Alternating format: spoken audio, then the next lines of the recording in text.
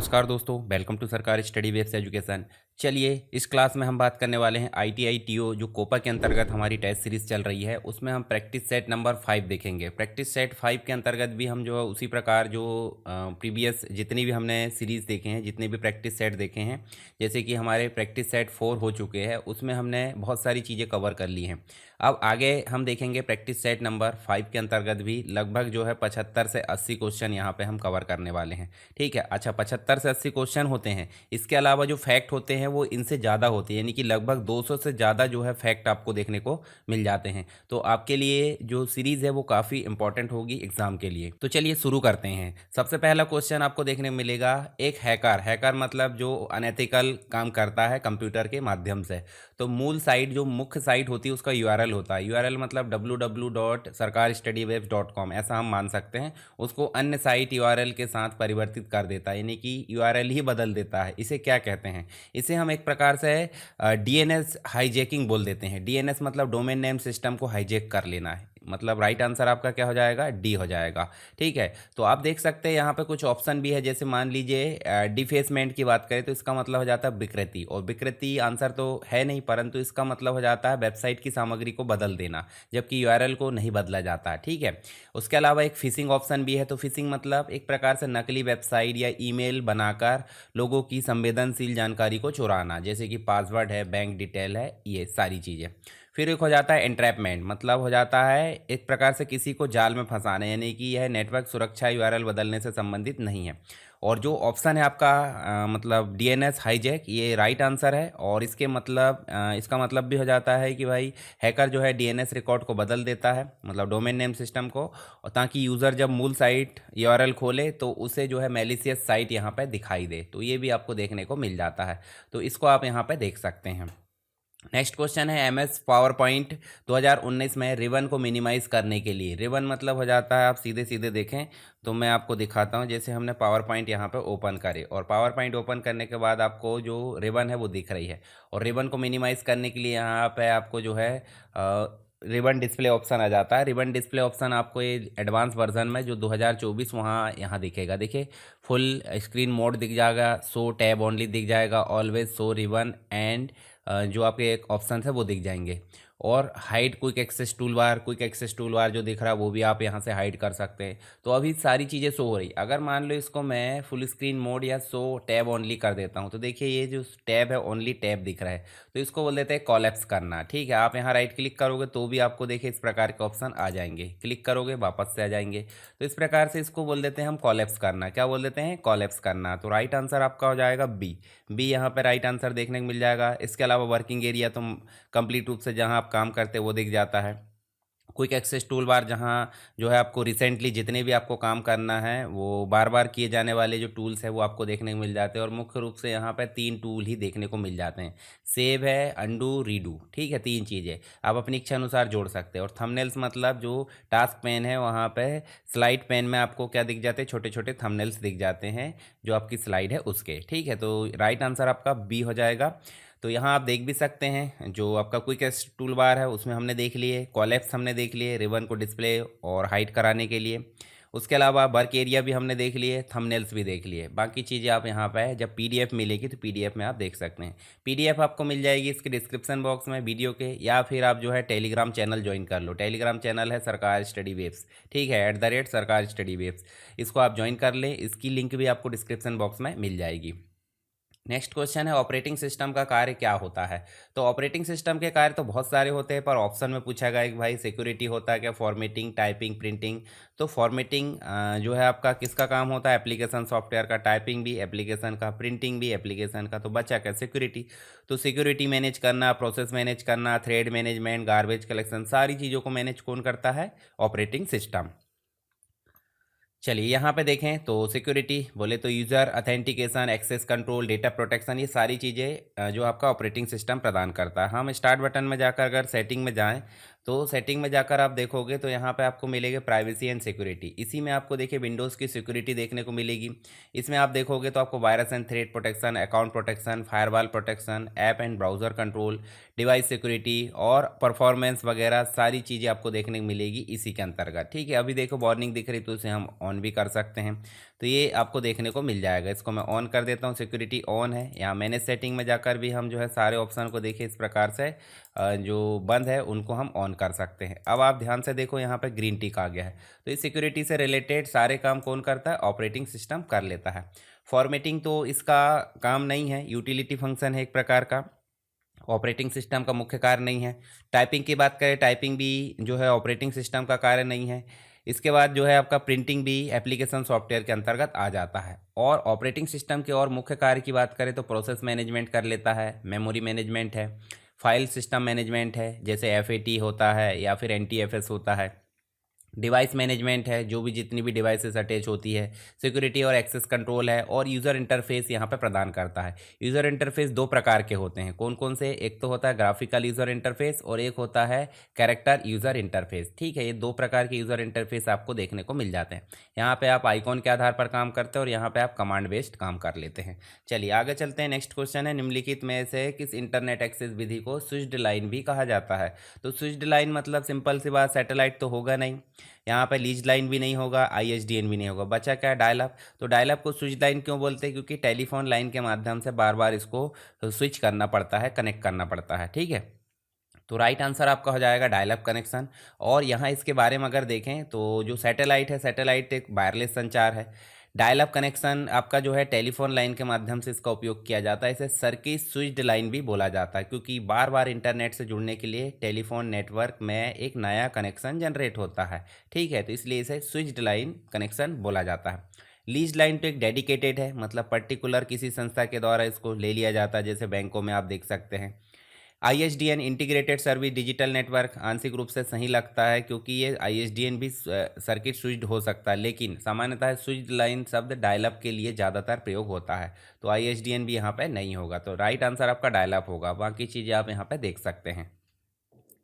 Next question है, data encryption में क्या शामिल है? डेटा एन्क्रिप्शन का मतलब हो जाता है जब आप किसी व्यक्ति को हेलो भेजते हो, मान लो किसी व्यक्ति को हेलो भेजे और ये रिसीवर तक भी क्या जा रहा है? हेलो जा रहा है। ठीक है, परंतु बीच में जब नेटवर्क में जाएगा तो नेटवर्क में जाएगा तो हेलो नहीं जाएगा, नेटवर्क में कुछ कोडिंग में जाएगा। तो कोडिंग में जाना मतलब क्या हो जाता है? एन्क्रिप्शन। और एन्क्रिप्शन मतलब हो जाता है सीक्रेट कोड, गुप्त कोड।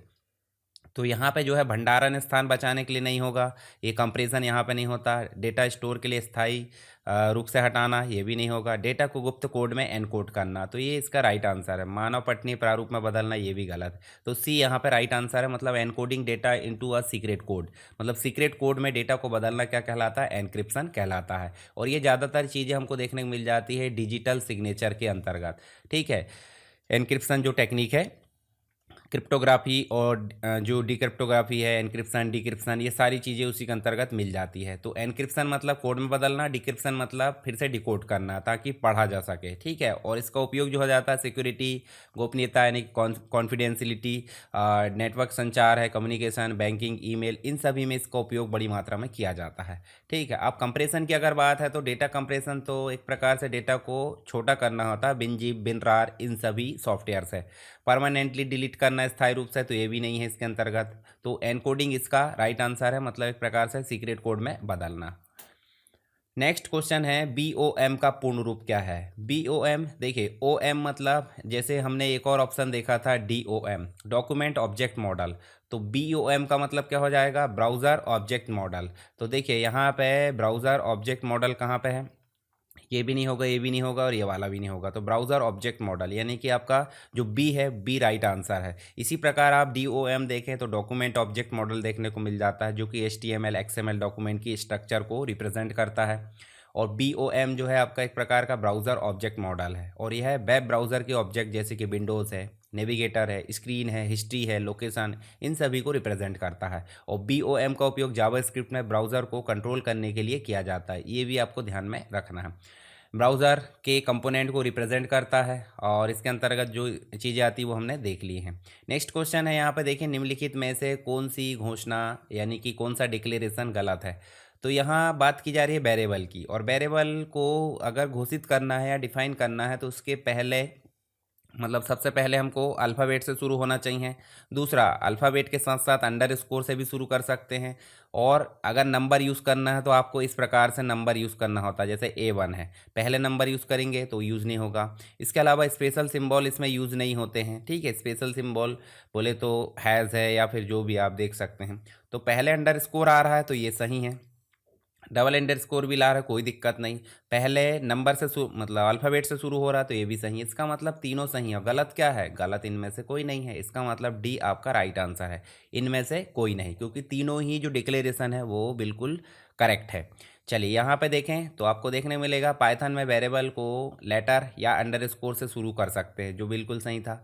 लेटर, डिजिट, अंडरस्कोर हो सकते हैं, परंतु शुरू डिजिट से नहीं होगा, मतलब नंबर से। जैसे 1A आप लिखते हो तो ये गलत है, आप जबकि इसको A1 लिख सकते हैं, ये सही है। रिजर्व कीवर्ड यहाँ पे नहीं होंगे। रिजर्व कीवर्ड का मतलब जैसे फॉर है, गो टू है, वाइल है, ये सब कीवर्ड है जो प्री डिफाइन होते हैं। तो यहाँ पे पहला भी सही है, दूसरा भी सही है, तीसरा भी सही है। तो गलत क्या है? गलत एक भी नहीं है। MS वर्ड 2013 में जो रो होती है और कॉलम होता है। रो और कॉलम मतलब जो लाइन होती है और जो कॉलम होते हैं। तो लाइन, रो और कॉलम की जो डेटा की व्यवस्था है उसे क्या कहा जाता है? रो और कॉलम से मिलकर आपका जो बनता है टेबल बनता है। क्या बनता है? टेबल बनता है। जैसे आप देखोगे तो ये रो हो गई और ये हो गया आपका कॉलम। तो दोनों से मिलकर क्या बना? दोनों से मिलकर आपका टेबल बना। तो टेबल यहाँ पर राइट आंसर होगा, ठीक है। अच्छा, रो और कॉलम की व्यवस्था को बोला, पर रो और कॉलम के क्रॉस करने से क्या बनता है? रो और कॉलम के क्रॉस करने से सेल बनता है। ये भी आपको ध्यान में रखना है, ठीक है। चलिए नेक्स्ट देखें। तो यहाँ रो, कॉलम, टेबल, ये सारी चीज़ें आप एक बार देख लेना। नेक्स्ट क्वेश्चन है, निम्नलिखित में से कौन सी इंटरनेट एक्सेस तकनीक में उपयोगकर्ताओं को हाई स्पीड इंटरनेट एक्सेस प्रदान करने के लिए जो उपलब्ध मौजूदा टेलीफोन, मतलब जो केबल टेलीविज़न है, केबल टेलीविज़न मतलब केबल के माध्यम से जो टेलीविज़न चलाते हैं उसकी संरचना का उपयोग करके इंटरनेट मिल जाता है। तो यहाँ पे इसका राइट आंसर देखिए, आपको फाइबर ऑप्टिक नहीं मिलेगा, DSL पूरा जो आपका ब्रॉडबैंड तकनीक थी, digital subscriber line, dial up तो हमने देख लिए, सर्किट स्विच्ड मॉडल था। तो यहाँ बचा क्या? Cable internet. केबल इंटरनेट यहाँ पे आपको हाई स्पीड तकनीक देखने को मिल जाती है इंटरनेट की, जो कि केबल टेलीविज़न जो है मौजूदा उसके माध्यम से इसको प्रदान किया जाता है। तो राइट आंसर आपका हो जाएगा डी, ठीक है। तो फाइबर ऑप्टिक एक प्रकार की जो इंटरनेट की अलग तकनीक है, जिसमें आपको अभी वर्तमान में ज़्यादातर ये चीज़ें देखने को मिल जाएगी। DSL मतलब डिजिटल सब्सक्राइबर लाइन, जिसमें आपको DSL टेलीफोन लाइन का उपयोग करता है। डायल अप में आपको आपने देख लिया टेलीफोन लाइन के माध्यम से, सर्किट स्विच्ड और काफ़ी धीमा है। केबल इंटरनेट जो केबल टीवी है उसी के माध्यम से, उसी के इंफ्रास्ट्रक्चर से इसका उपयोग किया जाता है, ठीक है। तो यहाँ आप देख सकते हैं। चलिए आगे देखें। तो MS वर्ड 2013 में प्रिंट विकल्प में, प्रिंट विकल्प मतलब प्रिंट जो डायलॉग बॉक्स है उसमें आवश्यक प्रिंट की जो संख्या है, मतलब कितनी कॉपी आपको निकालना है, उसके लिए कौन सा विकल्प है? तो इसके लिए देखिए, कॉलेटेड तो जो हो जाता है आपका सेट बनाकर निकालता है। बोले तो 1 से लेकर अगर 5 तक आपने दो दो कॉपी निकाला तो 1 से लेकर 5 तक की एक कॉपी बन जाएगी और 1 से लेकर 5 तक की दूसरी कॉपी बन जाएगी। तो इस सेट बना के निकालना कॉलेटेड। और ऐसे ही अनकॉलेटेड होता है जो बिना सेट के निकलता, मतलब 1 की 2 कॉपी, 2 की 2 कॉपी, इस प्रकार से। ओरिएंटेशन, पोर्ट्रेट और लैंडस्केप देखने को मिल जाता है, तो ये भी कॉपी से संबंधित नहीं। पेज साइज A4 है, A3 है, लेटर है, लीगल है, ये सब मिल जाते हैं। तो कॉपीज़ यहाँ पे इसका राइट आंसर है। बाकी चीज़ में हमने देख लिए हैं। चलिए नेक्स्ट क्वेश्चन है, वर्कशीट में कॉलम को सेलेक्ट करने के लिए कौन सी कीबोर्ड शॉर्टकट का उपयोग किया जाता है? तो इसके लिए हम जो है कंट्रोल के साथ स्पेस बार का उपयोग कर लेते हैं। हम देख भी लेते हैं, जैसे आप अगर कोई भी चीज़ें मतलब याद नहीं होती है आसानी से, तो आप जो है क्या करो, जैसे आपने इसको सेलेक्ट करे, कंट्रोल के साथ स्पेस बार दबाए, देखिए पूरा का पूरा जो है आपका कॉलम सेलेक्ट हो गया है। और आप अगर जो है शिफ्ट के साथ स्पेस बार दबाते हैं तो आपकी पूरी की पूरी रो सेलेक्ट हो जाती है।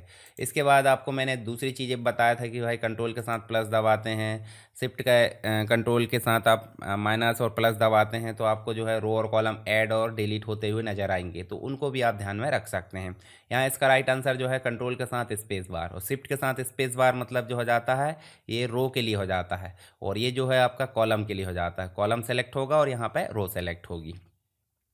चलिए आल्ट स्पेस बार ये गलत है, मतलब ये आल्ट स्पेस बार तो एक प्रकार से हमको जो है विंडो में सिस्टम मेनू खोलने के लिए हो जाता है, ठीक है। कंट्रोल के साथ स्पेस बार सही है। Caps lock plus space bar ये किसी प्रकार से शॉर्टकट नहीं है। शिफ्ट प्लस जो आपका स्पेस बार है ये रो को सेलेक्ट कर लेता है, ठीक है। तो यहाँ देखिए आपको ये सारे ऑप्शन दिए गए हैं। नेक्स्ट क्वेश्चन है, MS पावर पॉइंट 2013 में ग्रुप टैब ग्रुप टैब का निम्नलिखित में से कौन से ग्रुप सही हैं? मतलब ग्रुप टैब जैसे मान लीजिए अगर देखें तो यहाँ जो ग्रुप है देखिए प्रेजेंटेशन व्यूज़ आपको दिख रहा है, तो प्रेजेंटेशन व्यूज़ क्या होम टैब में होते हैं क्या? बिल्कुल नहीं होते। प्रेजेंटेशन व्यू आपको मिल जाते हैं व्यू टैब में, तो पहला आपका क्रॉस हो गया। पैराग्राफ जो हो जाता है आपका कहाँ मिल जाता है? पैराग्राफ डिज़ाइन में मिलता है क्या? ये भी नहीं मिलता। इसका मतलब दोनों ही गलत है, तो दोनों गलत है बोले तो डी आपका राइट आंसर है। तो जो प्रेजेंटेशन व्यू है वो आपको होम टैब में नहीं मिलेंगे, वो कहाँ मिलेंगे? व्यू टैब में मिलेंगे। आप देख भी सकते हैं, जैसे मान लीजिए प्रेजेंटेशन व्यू की बात करें तो प्रेजेंटेशन व्यूज़ आपको कहाँ मिल रहा है? व्यू में। और अगर पैराग्राफ की बात करें तो पैराग्राफ आपको मिल जाएगा होम टैब में, ठीक है। तो ये जो पैराग्राफ है डिज़ाइन में नहीं मिलता, ये कहाँ मिलता है? होम टैब में मिलता है। दोनों ही आपके गलत है। बाकी चीज़ें भी आप थोड़ा सा ध्यान रखिए, जैसे व्यू टैब में कौन कौन से ऑप्शन होते हैं और डिज़ाइन टैब में कौन कौन से ऑप्शन होते हैं, ठीक है। इसके अलावा होम टैब में कौन कौन से होते हैं, तो ये चीज़ आप अपने हिसाब से थोड़ा सा होमवर्क कर लिया करिए। तो उससे क्या होगा, आगे जितने भी क्वेश्चन आएंगे या फिर मेन एग्ज़ाम में जो क्वेश्चन आएंगे उसमें आप किसी प्रकार से नहीं फंसेंगे।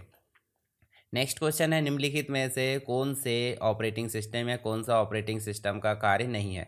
तो हमने देखे तभी प्रोसेस मैनेजमेंट ऑपरेटिंग सिस्टम का कार्य है, बिल्कुल सही है। यूज़र इंटरफेस प्रदान करना बोले तो जीयूआई और सीयूआई प्रदान करना, ये भी सही है। मेमोरी मैनेजमेंट, किस प्रोसेस को कितनी मेमोरी चाहिए, ये भी इसका काम है। इसका मतलब ये तीनों सही है। इसके अलावा चौथा क्या है? हाई लेवल जो लैंग्वेज कोड है, सोर्स कोड, उसको मशीन कोड में बदलना। तो ये ऑपरेटिंग सिस्टम का काम तो नहीं है, हालांकि सिस्टम सॉफ्टवेयर का काम है, परंतु ऑपरेटिंग सिस्टम का कार्य ये नहीं है। किसका काम है? सिस्टम सॉफ्टवेयर का। और सिस्टम सॉफ्टवेयर में भी आ जाते हैं आपके लैंग्वेज ट्रांसलेटर। कौन आ जाते हैं? Language translator. और लैंग्वेज ट्रांसलेटर में तीन प्रकार के आ जाते हैं। एक तो आ जाता है असेंबलर, जो कि असेंबली लैंग्वेज को मशीन भाषा में बदलेगा। एक आ जाता है कंपाइलर, जो कि हाई लेवल कोड को, सोर्स कोड को मशीन भाषा में बदलेगा। और एक आ जाता है इंटरप्रेटर, जो क्या करता है? हाई लेवल सोर्स कोड को मशीन भाषा में बदलेगा और उसको एग्जीक्यूट भी करा देगा। तो ये चीज़ें आपको देखने को मिल जाती है ट्रांसलेटर में। तो आपका जो चौथा नंबर है वो गलत है, क्योंकि यहाँ पूछा गया था कार्य नहीं है। तो राइट आंसर भी आपका क्या हो जाएगा? ये चौथा वाला हो जाएगा। इसका मतलब ओनली 4, तो बी आपका राइट आंसर होगा, ठीक है।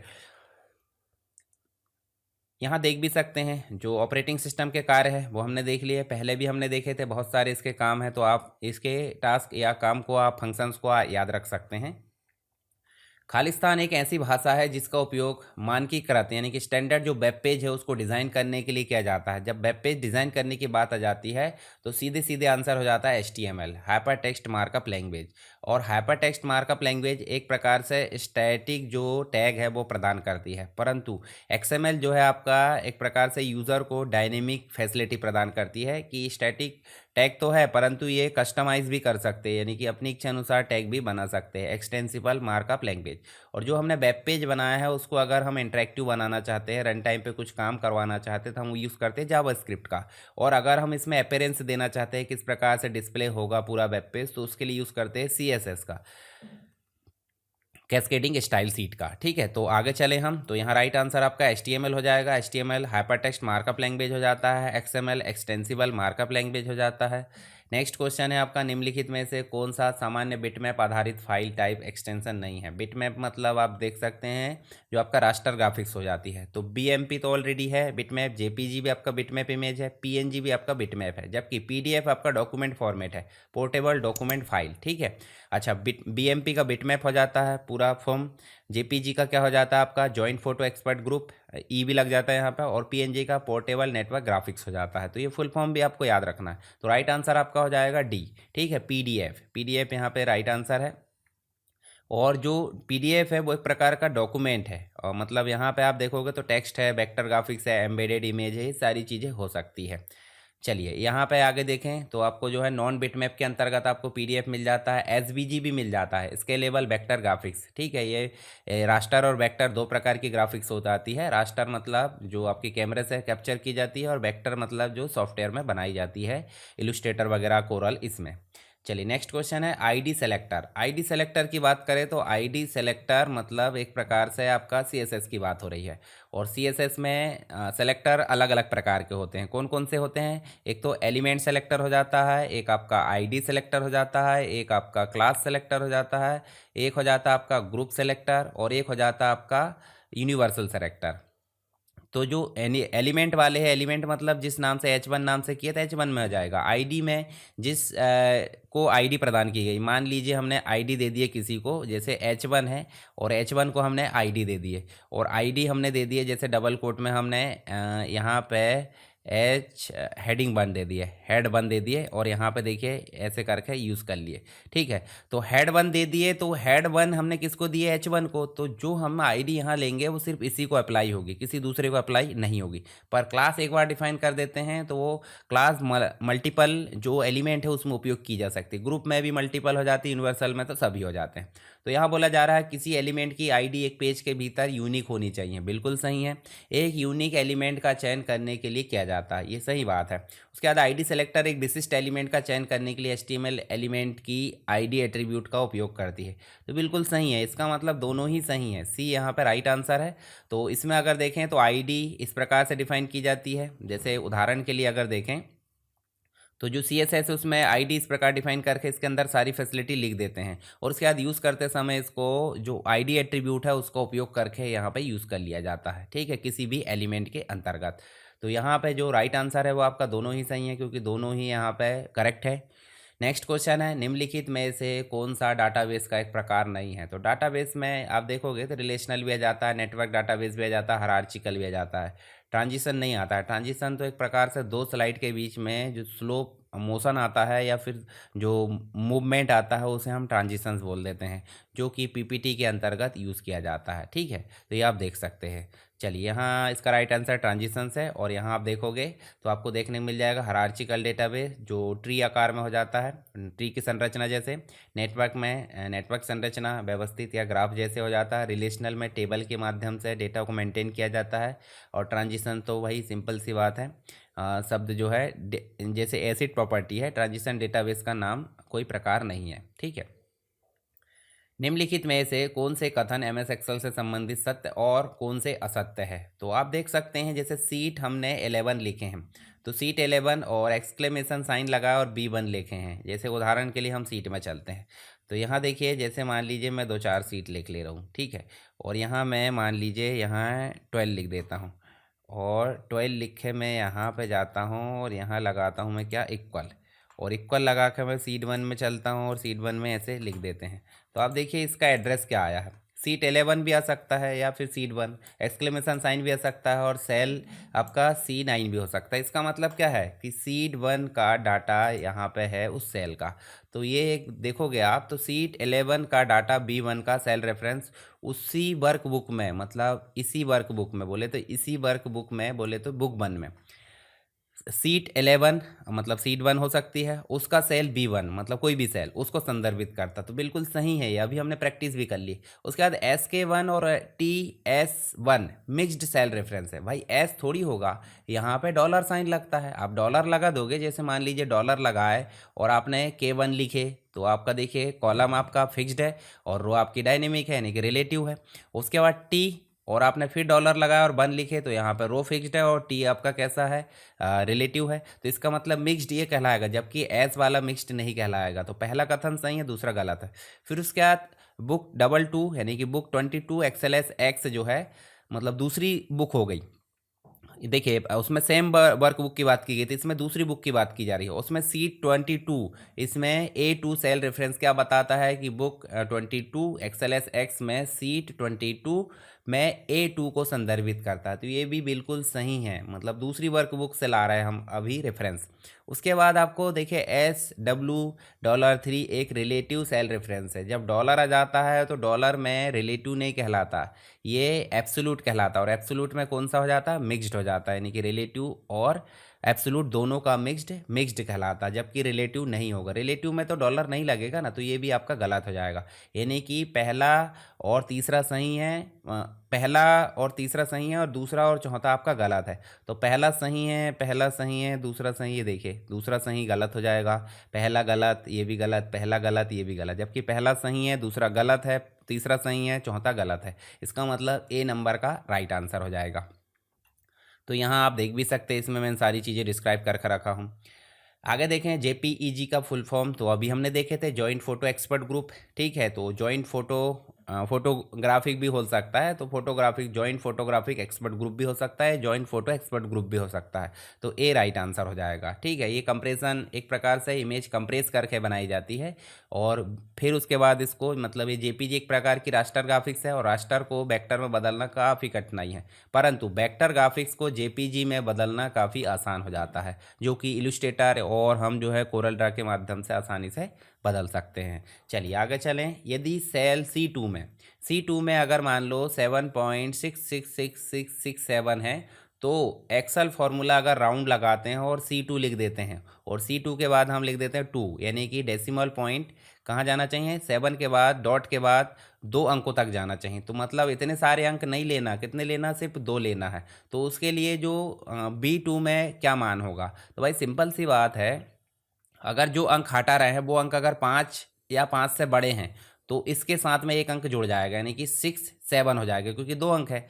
और अगर 4 है मतलब 5 से छोटा है तो ये सारे हट जाएंगे, ये 6 के 6 रहेगा। तो अभी क्या हो जाएगा 6 7, इसका मतलब राइट आंसर आपका क्या हो जाएगा 7.67। ठीक है, ये वाला भी नहीं होगा, ये भी नहीं होगा, ये भी नहीं होगा, तो राइट आंसर आपका बी हो जाएगा। ठीक है, तो आप देख भी सकते हैं राउंड राउंड फंक्शन लगाकर। अगर मान लीजिए कैसा रहता, 4 रहता तो क्या हो जाता, 4 रहता तो 7.66 हो जाता, पर ये 4 नहीं है, ये क्या है 6 है, यानी कि 5 से बड़ा है। तो 2 अंक तक लेना है, तो 2 अंक मतलब 6 में एक प्लस हो जाएगा, ये 6 हटेगा तो 7 हो जाएगा।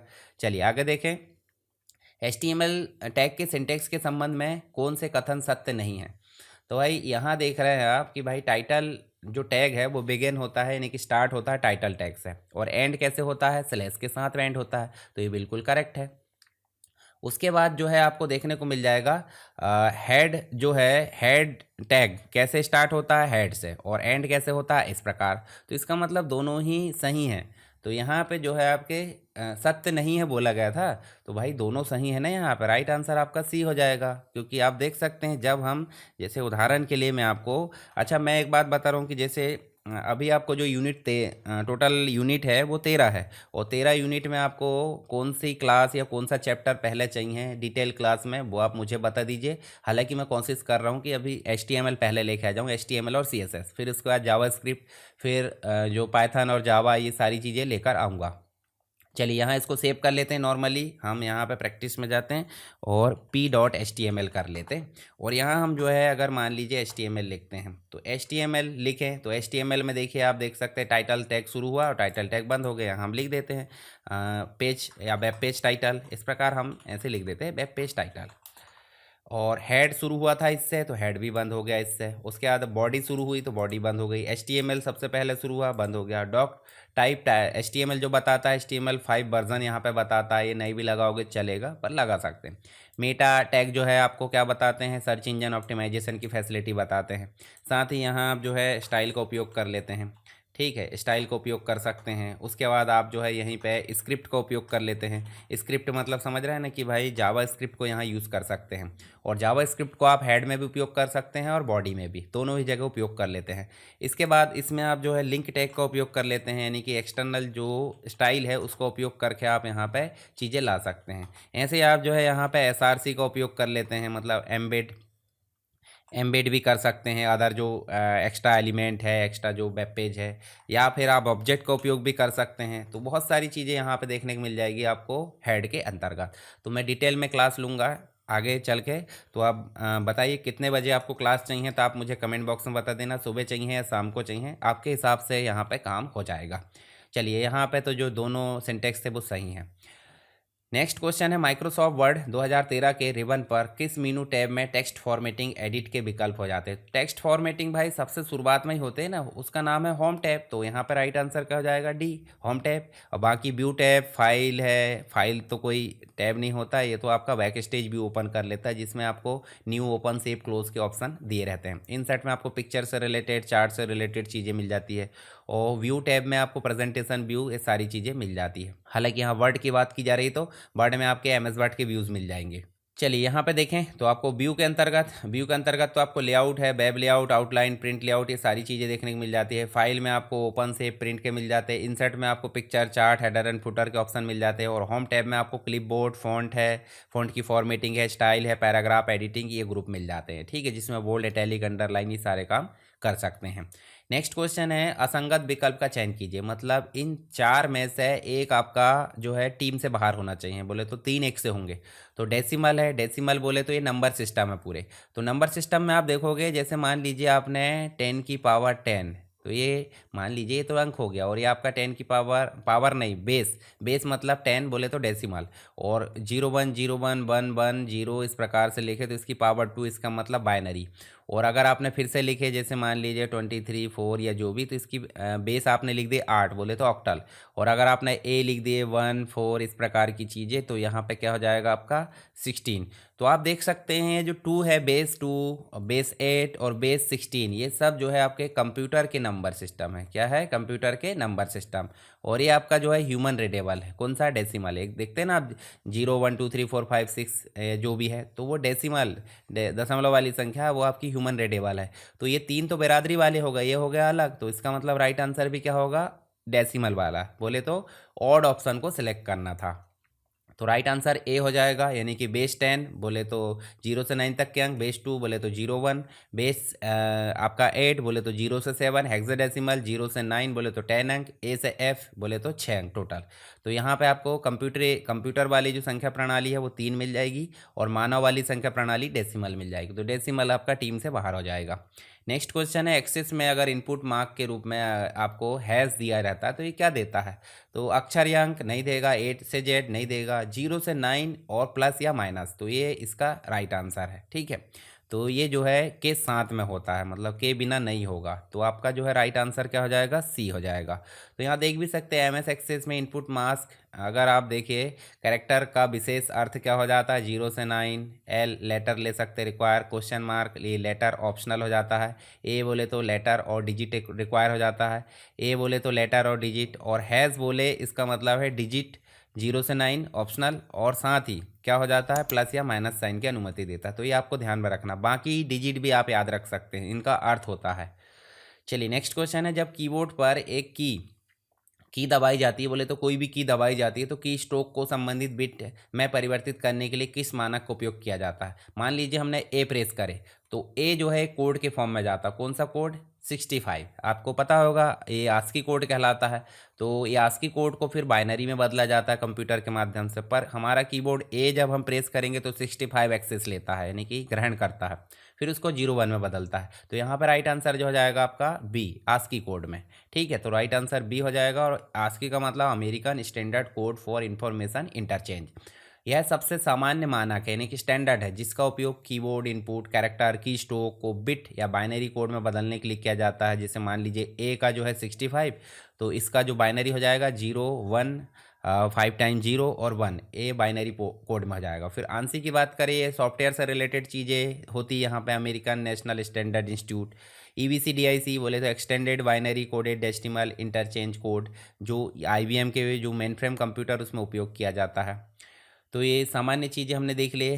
जो आपका आस्की कोड है वो आपको ध्यान में रखना है, और आप कोशिश करिए कि हर एक की बोले तो जैसे बी का क्या होता है, तो बी का 66 हो जाएगा, ऐसे ही आप बढ़ते जाए तो आपको यहाँ निकालते भी बनना चाहिए जो आपका आस्की कोड है वो। निम्नलिखित में से कौन सी संस्था भारत में एक इंटरनेट सेवा प्रदाता है? ISP की बात की जा रही है, इंटरनेट सर्विस प्रोवाइडर। तो ऐसी संस्था जो हमें इंटरनेट की सेवा प्रदान करती है वो ISP कहलाती है।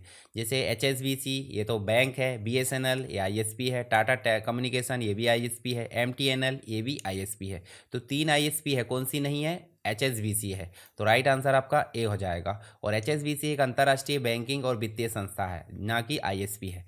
BSNL भारत संचार निगम लिमिटेड, और टाटा बोले तो टेली कम्युनिकेशन, ये आप देख सकते हैं जो ISP का काम करती है। MTNL महानगर टेलीफोन जो आपका निगम लिमिटेड है।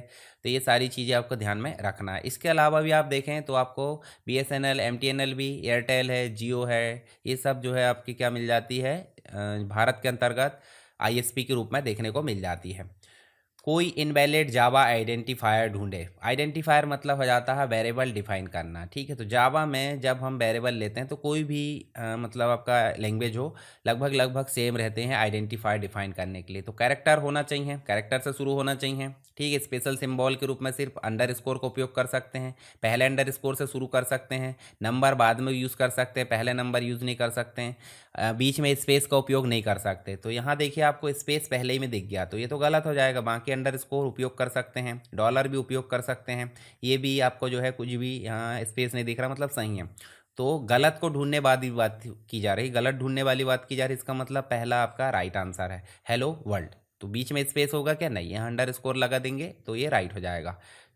चलिए, इसके अंतर्गत आप जो है नियम भी पढ़ सकते हैं, जो मैंने बताया, डिजिट से शुरू नहीं हो सकता, बाद में ले सकते हैं, स्पेस नहीं दे सकते हैं, स्पेशल कैरेक्टर के रूप में ये चीज़ें नहीं हो सकती। जावा के जो कीवर्ड्स है जैसे क्लास है, इंट है, स्टैटिक, ये इसमें उपयोग नहीं होंगे। राउंड रॉबिन शेड्यूलिंग मतलब ये एक प्रकार से ऑपरेटिंग सिस्टम के अंतर्गत जो शेड्यूलिंग है वो देखने को मिल जा रही है। राउंड रॉबिन शेड्यूलिंग किस प्रकार की शेड्यूलिंग है? तो राउंड रॉबिन जो शेड्यूलिंग है वो एक प्रकार की प्रिमिटिव शेड्यूलिंग है। प्रिमिटिव इसका राइट आंसर हो जाएगा। इसमें अगर देखोगे तो एक प्रकार का सीपीयू शेड्यूलिंग एल्गोरिदम है, जो प्रत्येक प्रक्रिया होती है, प्रोसेस होती है, उसको टाइम क्वांटम यानी कि एक फिक्स्ड टाइम दे दिया जाता है, स्लाइस। यदि प्रक्रिया उस समय पूरी नहीं होती है तो उसे प्रिम्प्ट करके अगली प्रक्रिया को जो है सीपीयू दे दिया जाता है। फिर इस प्रकार से जो है प्रिमिटिव शेड्यूलिंग का एक प्रकार से उदाहरण है। नेक्स्ट क्वेश्चन है एम एस वर्ड 365 या फिर 2024 की बात कर लेते हैं। तो इसमें डॉक्यूमेंट के हेडर या फुटर में निम्नलिखित में से कौन सा विकल्प एक सामान्य एलिमेंट होता है? तो बुलेट पॉइंट ये नहीं होगा, डॉक्यूमेंट का टाइटल भी मतलब दोनों में नहीं हो सकता, पेज नंबर कॉमन होगा, पेज का कलर भी नहीं होगा। तो राइट आंसर आपका क्या हो जाएगा? सी, पेज नंबर। पेज नंबर एक कॉमन एलिमेंट है जो हेडर में भी होगा और फुटर में भी होगा। नेक्स्ट क्वेश्चन है जावास्क्रिप्ट प्रोग्रामिंग में कितने प्रकार की एरर होती है? अब एरर देखिए, मतलब हम देखें लगभग 6 प्रकार की एरर होती है यहाँ पे। तो 6 प्रकार की एरर यहाँ पे राइट आंसर है। देख भी सकते हैं आप, देखिए एरर मतलब सिंटैक्स एरर हो जाती है जब आप जो कोड है वो मतलब उसका सिंटैक्स है वो गलत लिखते हो, ब्रैकेट वगैरह सेमीकोलन की कमी के कारण। रेफरेंस की बात करें तो रेफरेंस एरर हो जाता है जब किसी वेरिएबल या फंक्शन को कॉल किया जाता है। इसके बाद टाइप एरर हो जाती है, और टाइप एरर मतलब जब किसी वैल्यू का उपयोग करके मतलब उपयोग उसके डेटा टाइप के बाहर किया जाता है। रेंज एरर हो जाती है जब कोई वैल्यू अनुमत सीमा से बाहर होती है। एवल एरर हो जाती है, एवल फंक्शन से संबंधित एरर हो जाती है। यूआरआई बोले तो जब एनकोड यूआरआई या डिकोड यूआरआई जैसे फंक्शन में गलत यूआरआई पास किया जाता है। तो ये जो है एक प्रकार की एरर है, मतलब लगभग 6 प्रकार की एरर आपको देखने को मिल जाती है, जो आप ये देख भी सकते हैं। नेक्स्ट है यदि एम एस एक्सेल में A3 300 B3 आपका 225 C3 D3 इस प्रकार से सभी अंक हमने लिख दिए, मतलब A3 से लेकर आपको E3 तक के सारे अंक लिखे हैं, और लास्ट में जाकर हमने एवरेज फंक्शन लगाया है और एवरेज में हमने सबको लिख डाले। देखिए सबको लिख दिए मतलब रेंज लिख दिए। तो इसका परिणाम क्या होगा भाई? सबको जोड़ लो और जोड़ने के बाद भाग दे दो। भाग दे दो मतलब आप निकाल कर देख सकते हैं कैसे कि भाई देखिए A3 बोले 300, 225, 180, 350 और 400, सबको आप जो है जोड़कर क्या कर सकते हैं? 5 है क्या? 1 2 3 4 5, 5 का भाग दे दो, जो आंसर आएगा वो आपका राइट आंसर होगा। तो हम यहाँ करके देखेंगे तो इसका राइट आंसर आपका 291 आएगा। अब एक्सेल में इनको लिख कर देखिए, एवरेज फंक्शन लगाइए और उसको आपको जो है आंसर मिल जाएगा 291, ठीक है। तो यहाँ इसका सॉल्यूशन भी दिया है, आप इसको पढ़ लेना, एक बार देख लेना है प्रैक्टिस करके। यदि आप किसी वर्कशीट को अन्य यूज़र से सुरक्षित रखना चाहते हैं, सुरक्षित रखने चाहते की बात हो रही है, तो आप क्या करोगे?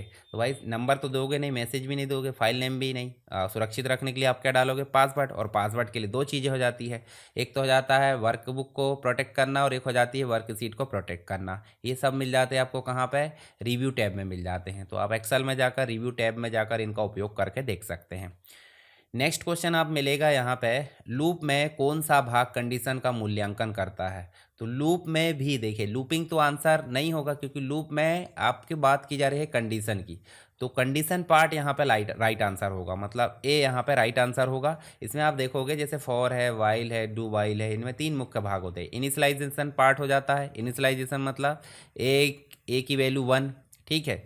कंडीशन पार्ट हो जाता है, ये जांचता है कि लूप चलेगा या नहीं चलेगा, जैसे हमने कंडीशन लगा दिए, ठीक है। जैसे मान लीजिए यहाँ पे देखोगे तो हम बोल लेते हैं ए कब तक चलेगा? जब तक कि वो छोटा है 10 तक, ठीक है, तो ये चलेगा। उसके बाद इंक्रीमेंट डिक्रीमेंट पार्ट हो जाता है ए प्लस प्लस या फिर ए माइनस माइनस। तो यहाँ पे लूप की कंडीशन पार्ट ही वह भाग है जो क्या करता है, इटरेशन बोले तो ये देखिए कंडीशन पार्ट है जो बताता है कि चलेगा या नहीं चलेगा। डू वाइल में तो बाद में कंडीशन को चेक कर लेता है, पहले रन कर लेता है। चलिए आगे देखें। निम्नलिखित में से 4 बिट का जो नंबर है, 4 बिट का, चारों बिट के सबके निम्न में से कौन सा अपने सेकंड यानी टूस कॉम्प्लीमेंट के बराबर है। वंस कॉम्प्लीमेंट, टूस कॉम्प्लीमेंट, ये सब नंबर सिस्टम में डिजिटल इलेक्ट्रॉनिक में देखने को मिल जाते हैं। तो इसका राइट आंसर जो हो जाएगा टूस कॉम्प्लीमेंट के बराबर बोले तो यहाँ पे 0 0 0 हो जाएगा, बोले तो बी। मतलब 0 0 स्वयं ही मतलब 0 के बराबर है। इसमें नेगेटिव वैल्यू जो है या टूस कॉम्प्लीमेंट में भी कन्वर्ट करेंगे तो वो फिर से क्या आ जाएगा, 0 0 हो जाएगा। तो यहाँ पे आपका राइट आंसर बी हो जाएगा। तो आप देख भी सकते हैं। नेक्स्ट है जावा में यूनिकोड कैरेक्टर सेट कितने बिट का होता है। यूनिकोड कैरेक्टर सेट जो है आपका 16 बिट का होगा। ठीक है, यहाँ पे आप देख सकते हैं डी राइट आंसर है। तो जावा में कैरेक्टर को केयर डेटा टाइप द्वारा दर्शाया जाता है। 16 बिट बोले तो 2 बाइट का होता है। जावा यूनिकोड कैरेक्टर का सेट मतलब का उपयोग करता है और यूटीएफ 16 एनकोडिंग पर आधारित होता है। इसका मतलब जो प्रत्येक कैरेक्टर है उसको 16 बिट अनसाइंड इंटीजर के रूप में स्टोर किया जाएगा। नेक्स्ट है जावास्क्रिप्ट में कौन सा फंक्शन किसी स्ट्रिंग में दिए गए पैटर्न के पहले स्थान की स्थिति को लौटाता है। तो पहले स्थान की स्थिति को लौटाने का काम करता है इंडेक्स ऑफ फंक्शन। कौन करता है, index of function. A right answer है। तो यहाँ इंडेक्स ऑफ जो है फंक्शन किसी स्ट्रिंग में दिए गए पैटर्न या सब स्ट्रिंग का पहला ऑकरेंस कहाँ है उसकी स्थिति या इंडेक्स को लौटाता है।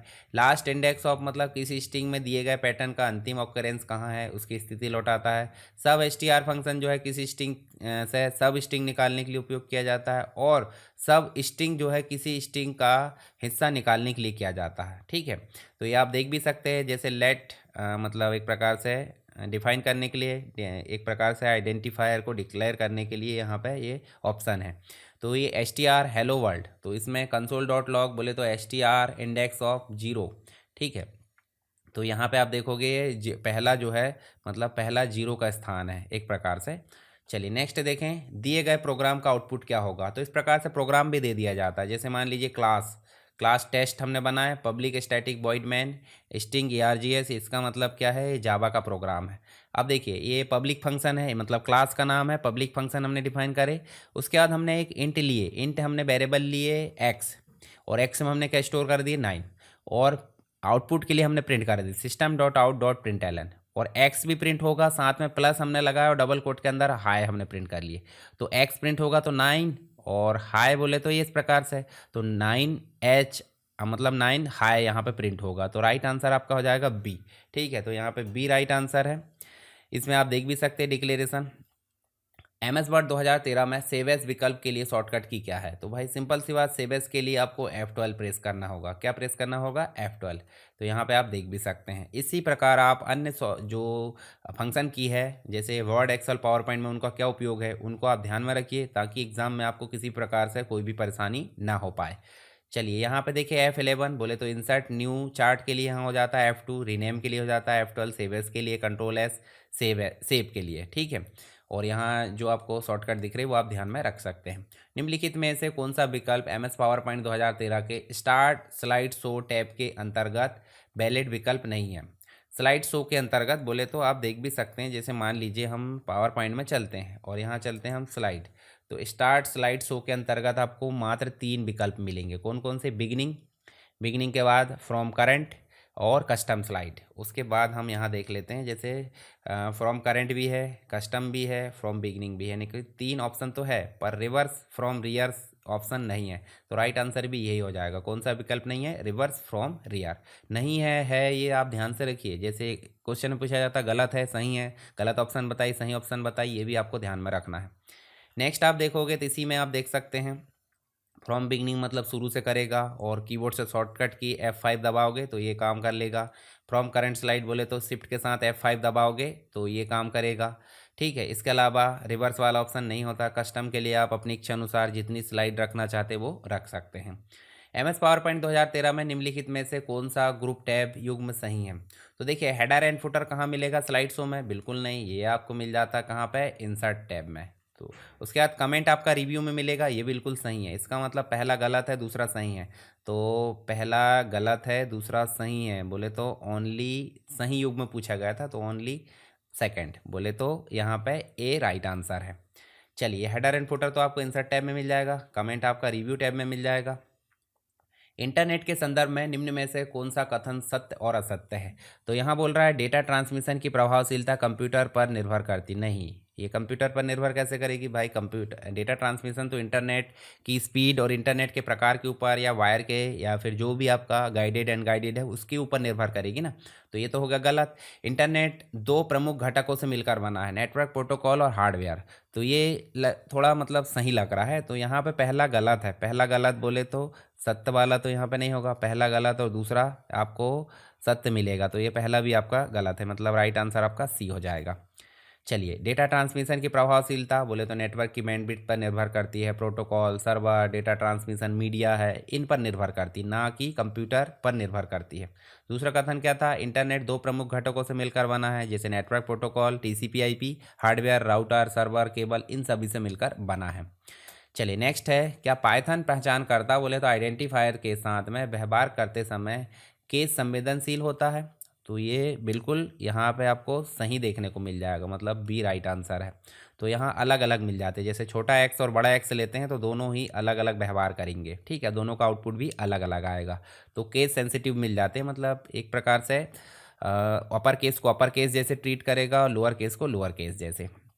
कुछ लैंग्वेज आपकी इनसेंसिटिव मिल जाती है, केस इंसेंटिव, तो उसमें भी आपको ध्यान रखना है, आगे चल के देखते रहेंगे हम। डीएनएस इंटरनेट आर्किटेक्चर में कौन सा लेयर प्रोटोकॉल है? डीएनएस डोमेन नेम सिस्टम, तो डोमेन नेम सिस्टम एक एप्लीकेशन लेयर प्रोटोकॉल है, ठीक। इंटरनेट आर्किटेक्चर बोले तो ओएसआई, ओपन सिस्टम इंटरकनेक्शन, जो डेटा ट्रांसमिशन में मदद करता है, इसमें टोटल 7 लेयर हो जाती है। और एक और हो जाता है आपका टीसीपी/आईपी, इसमें टोटल आपकी जो है 5 लेयर हो जाती है। तो दोनों में ध्यान रखना है, इनका क्रम भी आपको याद रखना है। जैसे डीएनएस बोले डोमेन नेम सिस्टम की बात करें तो डोमेन नेम इस प्रकार से www.example.com या सरकार studyweb.com को एक आईपी एड्रेस में बदलता है, और यह कार्य यूज़र लेवल पर एप्लीकेशन सर्विस के रूप में होता है। डीएनएस प्रोटोकॉल टीसीपी और यूडीपी दोनों का उपयोग करता है, लेकिन स्वयं एप्लीकेशन लेयर प्रोटोकॉल है। इसके अलावा बाकी की चीज़ें भी आप देख सकते हैं, जैसे मान लीजिए ट्रांसपोर्ट लेयर है, तो ट्रांसपोर्ट लेयर आपको हार्ट ऑफ ओएसआई देखने को मिल जाती है, हार्डवेयर और सॉफ्टवेयर लेयर में कम्युनिकेशन कर लेती है। डेटा लिंक लेयर जो फिजिकल ट्रांसमिशन से संबंधित है, network layer API IP addressing और राउटिंग से संबंधित है। माइक्रो कंट्रोलर के संदर्भ में पीआईसी का मतलब क्या हो जाता है? तो पेरिफेरल इंटरफेस कंट्रोलर बोले तो डी राइट आंसर है, ठीक है, पेरिफेरल इंटरफेस कंट्रोलर इसका जो है राइट आंसर है। और इसे सबसे पहले माइक्रोचिप टेक्नोलॉजी ने विकसित किया था। पीआईसी कंट्रोलर एम्बेडेड सिस्टम में बहुत लोकप्रिय है, क्योंकि ये छोटे, सस्ते और आसानी से प्रोग्राम किए जा सकते हैं। नेक्स्ट है, काउंटी की का उपयोग किस रूप में किया जाता है? काउंटी की एक प्रकार का ऑपरेटिंग सिस्टम है, जो कि एक प्रकार की आईओटी डिवाइसेस में उपयोग किया जाता है। तो इसका राइट आंसर जो हो जाएगा यहाँ पे ऑपरेटिंग सिस्टम के रूप में, यानी कि आईओटी तो है पर प्रोटोकॉल नहीं है, ऑपरेटिंग सिस्टम है, सॉफ्टवेयर एप्लीकेशन भी नहीं है, क्लाउड सर्वर भी नहीं है, तो क्या है? ऑपरेटिंग सिस्टम, मतलब पहला राइट आंसर है। तो एक प्रकार का ओपन सोर्स ऑपरेटिंग सिस्टम है, जो कि आईओटी, इंटरनेट ऑफ थिंग्स और एम्बेडेड सिस्टम के लिए डिज़ाइन किया गया है। लो पावर माइक्रो कंट्रोलर्स पर चलता है, वायरलेस सेंसर नेटवर्क में व्यापक रूप से उपयोग किया जाता है। और नेटवर्किंग स्टैक बोले तो आईपी वर्जन 6 आप देख सकते हैं इसमें शामिल है, जो आरपीएल है, 6L WPPN है, जिससे आईओटी डिवाइसेस के लिए काफ़ी उपयुक्त हो जाता है। नेक्स्ट है, एक इकाई सेट के भीतर इकाइयों की पहचान करने के लिए सिद्धांत को क्या कहा जाता है? तो एक इकाई सेट के भीतर इकाइयों की पहचान करने के लिए बोले तो आप सिंपल अगर देखें तो आपको टेबल की बात हो रही है, मतलब टेबल में डेटाबेस से रिलेटेड क्वेश्चन है। टेबल में अगर हम जो कंप्लीट रूप से अगर देखें तो हर एक रिकॉर्ड होता है, हर एक रिकॉर्ड में एक यूनिक पहचान अगर बात करें तो यूनिक पहचान के लिए उपयोग की जाती है प्राइमरी की यूनिक की हो जाती है, ठीक है। चलिए, एंटिटी सेट है, समान प्रकार की एंटिटी का समूह हो जाता है। प्राइमरी की रिकॉर्ड तो आपका डेटाबेस की रो हो जाती है। टपल रिलेशन मतलब टेबल की रो को कहते हैं। पॉइंटर मेमोरी एड्रेस को दर्शाता है। और एंटिटी सेट के भीतर यूनिक पहचान के लिए प्राइमरी की का उपयोग किया जाता है। निम्नलिखित में से कौन सा एक आईडियो फाइल फॉर्मेट का एक्सटेंशन है? तो आईडियो के रूप में देखें तो डॉक्यूमेंट नहीं है, MP3 है, एक्सएलएस एक्सेल का है, पीपीटी आप देखोगे तो पीपीटी आपका पावर पॉइंट का है, तो ये भी नहीं होगा। तो राइट आंसर क्या है? MP3 आईडियो फाइल फॉर्मेट है, तो यहाँ बी राइट आंसर है। नेक्स्ट है पावर पॉइंट प्रेजेंटेशन में स्लाइड शो से एग्जिट करने के लिए कौन सी कीबोर्ड शॉर्टकट की दबाते हैं, तो दबाएंगे एस्केप। एस्केप दबाएंगे, जैसे आप राइट क्लिक भी करोगे तो राइट क्लिक करोगे, देखिए एंड शो आ जाता है, एंड शो आ जाएगा तो यहीं पे आप जो है एस्केप बटन भी दबाओगे तो आसानी से काम कर लेगा। F1 जो आपका हेल्प विंडो खोल लेता है, F3 पावर पॉइंट में कोई विशेष स्लाइड शो एग्जिट कार्य नहीं करता, F5 स्लाइड शो शुरू करने के लिए हो जाता है। हार्डवेयर के बारे में निम्न में से कौन सा कथन गलत है, तो हार्डवेयर के बारे में पढ़ लेते हैं कौन सा गलत है। हार्डवेयर में input devices, output devices, memory आदि आते हैं, बिल्कुल सही है, तो ये गलत नहीं है। हार्डवेयर डिज़ाइन आर्किटेक्चरल निर्णय पर आधारित होते हैं ताकि वह विभिन्न पर्यावरणीय परिस्थिति और समय पर काम कर सके, बिल्कुल सही है। हार्डवेयर केवल बाइनरी कोड 0 और 1 पर काम करते, ये भी सही है। हार्डवेयर सॉफ्टवेयर के बिना काम कर लेते, नहीं। हार्डवेयर जब तक कि ऑपरेटिंग सिस्टम इंस्टॉल ना हो या सिस्टम सॉफ्टवेयर इंस्टॉल ना हो तब तक ये काम नहीं करेंगे, तो गलत आपका डी हो जाएगा। डी बोले तो यहाँ पे आपका चौथे नंबर का राइट आंसर है।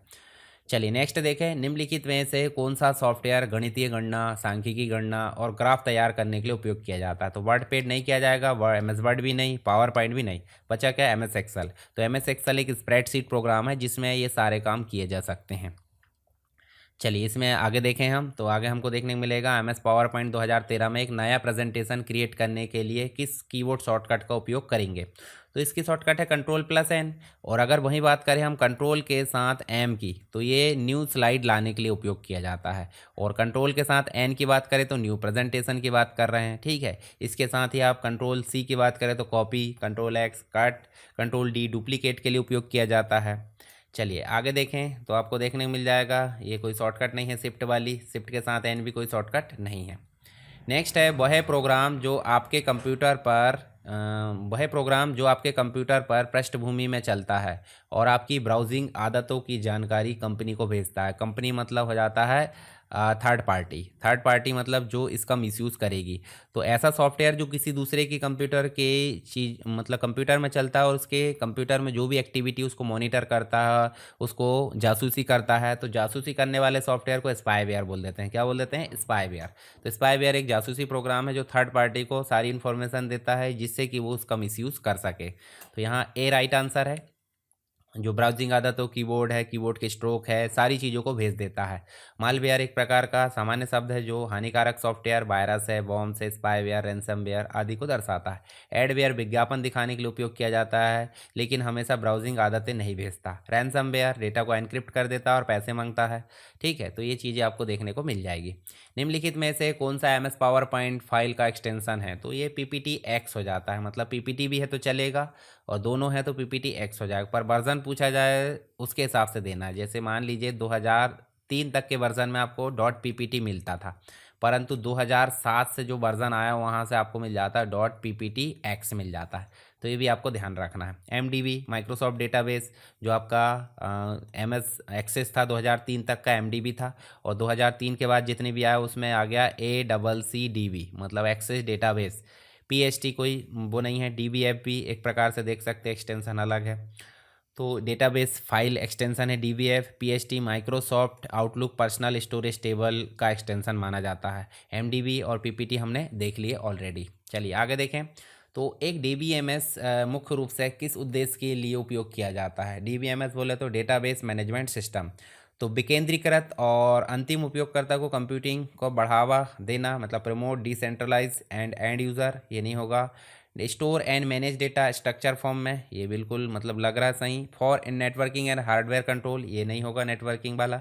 केवल प्रोग्रामिंग इंटरफेस, ये भी नहीं होगा। तो इसका मतलब राइट आंसर आपका बी होगा। एक प्रकार से क्या करना, स्ट्रक्चर्ड फॉर्म में डेटा को स्टोर करना, मैनेज करना। तो ये बी आपका राइट आंसर होगा, डेटाबेस मैनेजमेंट सिस्टम।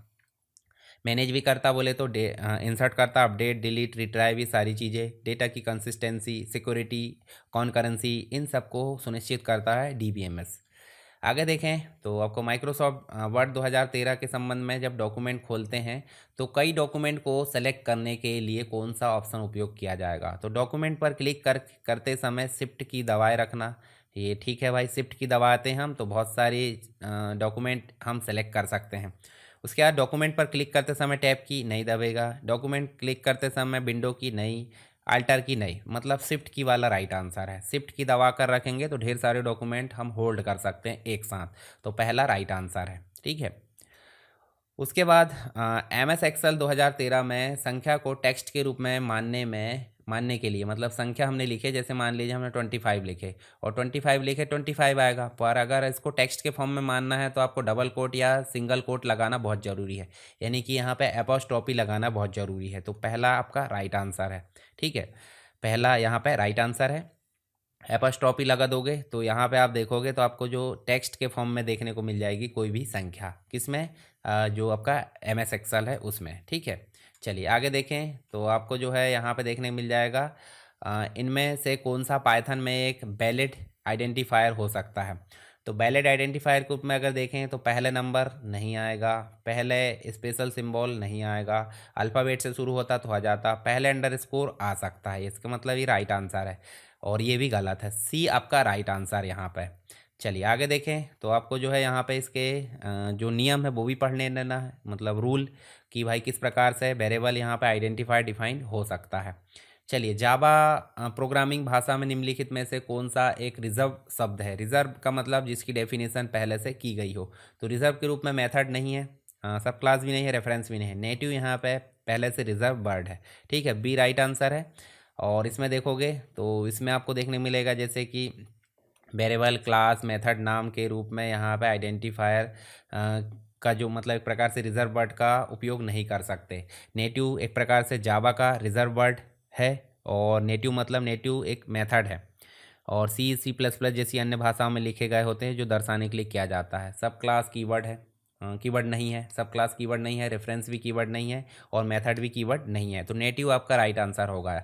और जावा कीवर्ड के अंतर्गत class, public, static, void, native, final, abstract, extend, implements, ये सब नेटिव मतलब एक प्रकार से आपके जावा के कीवर्ड है। चलिए आगे देखें, शुरुआत में जावा को किस उद्देश्य के लिए बनाया गया था। तो जावा को इंटरनेट पर कार्य करने के लिए, बिल्कुल, घरेलू मशीनों बोले तो रिमोट कंट्रोल या जो भी एम्बेडेड सिस्टम होते हैं उनके लिए, बिल्कुल सही है। और यहाँ देखिए जो C++ है उसका मजबूत विकल्प बनाने के लिए, ये भी सही है। इसका मतलब तीनों सही है, बोले तो उपयुक्त सभी, डी आपका राइट आंसर है। तो यहाँ जावा को 1991 में जेम्स गोसलिन के द्वारा सन माइक्रो सिस्टम टीम ने बनाया था। पहला नाम ओएक था और घरेलू इलेक्ट्रॉनिक उपकरणों, हाउस होल्ड अप्लायंस के लिए इसको बनाया गया था। प्लेटफॉर्म इंडिपेंडेंट थी। Write once, run anywhere, internet programming की क्षमता के कारण वेब और नेटवर्क आधारित एप्लीकेशन लोकप्रिय हुए। C++ का सुरक्षित और सरल विकल्प माना जाता है।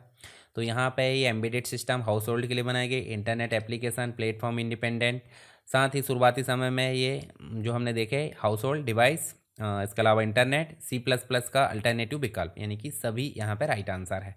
MS वर्ड 2013 में निम्न में से मौजूदा डॉक्यूमेंट को नए नाम या अलग नाम से अलग स्थान पर सेव करने के लिए कौन सा विकल्प उपयोग किया जाता है।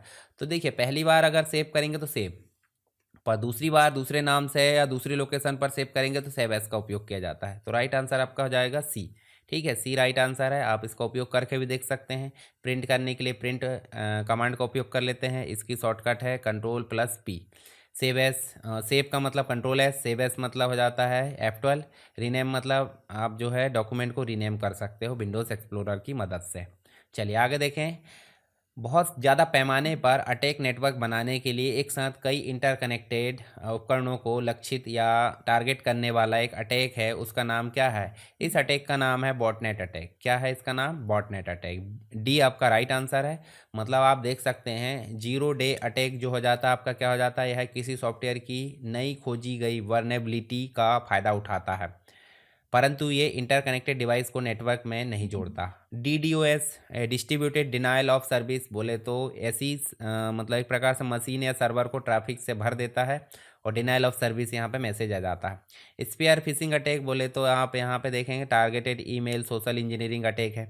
बॉटनेट अटैक, ये अटैकर कई इंटरकनेक्टेड डिवाइसेस जैसे PCs है, IoT डिवाइसेस है, इसको मालवेयर से संक्रमित करके एक बड़ा नेटवर्क बॉटनेट बना देता है, ठीक है। और इस बॉटनेट का उपयोग बड़े पैमाने पर DDoS, स्पैम या अन्य कोऑर्डिनेटेड अटैक के लिए किया जाता है। तो राइट आंसर आपका हो जाएगा बॉटनेट अटैक। नेक्स्ट है, एक आइडियो सैंपल में बिट्स की संख्या को क्या कहा जाता है। आइडियो सैंपल में बिट्स की संख्या को बिट डेप्थ कहा जाता है, बिट की गहराई कहा जाता है। इसका मतलब डी आपका राइट आंसर है, डी यहाँ पर राइट आंसर है। और बिट रेट की बात करें तो यह प्रति सेकंड ट्रांसफ़र होने वाले बिट की संख्या है। सैंपल रेट यह है प्रति सेकंड लिए गए ऑडियो सैंपल की संख्या है, जैसे 44.1 किलो हर्ट्ज़ आप देख सकते हैं। उसके बाद आप देखोगे सैंपल बिट बोले तो यह शब्द कम प्रयोग होता है। और बिट डेप्थ आपका राइट आंसर है, जो प्रत्येक ऑडियो सैंपल को दर्शाने के लिए उपयोग किए गए बिट की संख्या हो जाती है। और उदाहरण के लिए 16 बिट ऑडियो का मतलब हो जाता है सैंपल को 16 बिट से रिप्रेजेंट किया जाता है। चलिए यहाँ पे हाई बिट्स की बात करें तो audio quality 24 bit versus 16 bit यहाँ देख सकते हैं। नेक्स्ट है निम्नलिखित में से कौन सा फाइल सिस्टम सामान्य ऑपरेटिंग सिस्टम में उपयोग किया जाता है। तो देखिए सामान्य ऑपरेटिंग सिस्टम में देखें तो NTFS new technology file system भी उपयोग किया जाता है, फाइल एलोकेशन टेबल भी उपयोग किया जाता है, और HFS ये प्लस ये भी लगभग उपयोग किया जाता है। इसका मतलब उपयुक्त में से एक से अधिक यहाँ पर राइट आंसर होगा, डी यहाँ पर राइट आंसर होगा। और यहाँ है NTFS की बात करें तो विंडोज़ में, FAT पुराने विंडोज़ वर्जन में, रिमूवेबल ड्राइव में, HFS ये मैक ऑपरेटिंग सिस्टम में इसका उपयोग किया जाता है, जो तीसरा वाला है। तो इसका मतलब तीनों ही यहाँ पे सही है, ठीक है। तो इनके बारे में आप देख भी सकते हैं, इनके बारे में हमने ऑलरेडी पहले भी पढ़ ली हैं। लाइनेक्स के अंतर्गत भी आपको ध्यान रखना है X3 और XT जो आपका 4 है वो भी आपको देखने को मिल जाता है। चलिए नेक्स्ट है लोकल वेरिएबल का नाम अगर अंडर स्कोर से शुरू करते हैं, मान लीजिए लोकल वेरिएबल का नाम अंडर स्कोर से शुरू करते हैं तो इसका मतलब क्या होता है। इसका मतलब एक प्रकार से वो क्लास के प्राइवेट वेरिएबल को इंगित कर लेता है। इसका मतलब सी आपका राइट आंसर हो जाएगा, सी यहाँ पर राइट आंसर हो जाएगा। और पाइथन नेमिंग कन्वेंशन की अगर बात करें तो अंडर स्कोर से शुरू होता है तो प्राइवेट यानी कि आंतरिक उपयोग को इंगित करता है। जैसे यहाँ पे अंडर स्कोर से शुरू करे और ये संकेत देगा कि वेरिएबल क्लास या मॉड्यूल के बाहर सीधे उपयोग नहीं किया जाएगा, लोकल वेरिएबल के रूप में ये उपयोग किया जाता है, जैसे आप उदाहरण के रूप में ये भी देख सकते हैं। चलिए नेक्स्ट देखें कौन सी memory devices double EEPROM electrically erasable programmable read only memory के समान होती है लेकिन लागत प्रभावशीलता में थोड़ा सा भिन्न होता है। तो इसका राइट आंसर है फ्लैश मेमोरी, फ्लैश मेमोरी इसका राइट आंसर है। और इसके अंतर्गत देखें तो ये डबल EEPROM जो है एक प्रकार की डेटा को इलेक्ट्रिकली और रीप्रोग्राम किया जा सकता है, लेकिन यह अपेक्षाकृत काफ़ी महंगी और धीमी होती है।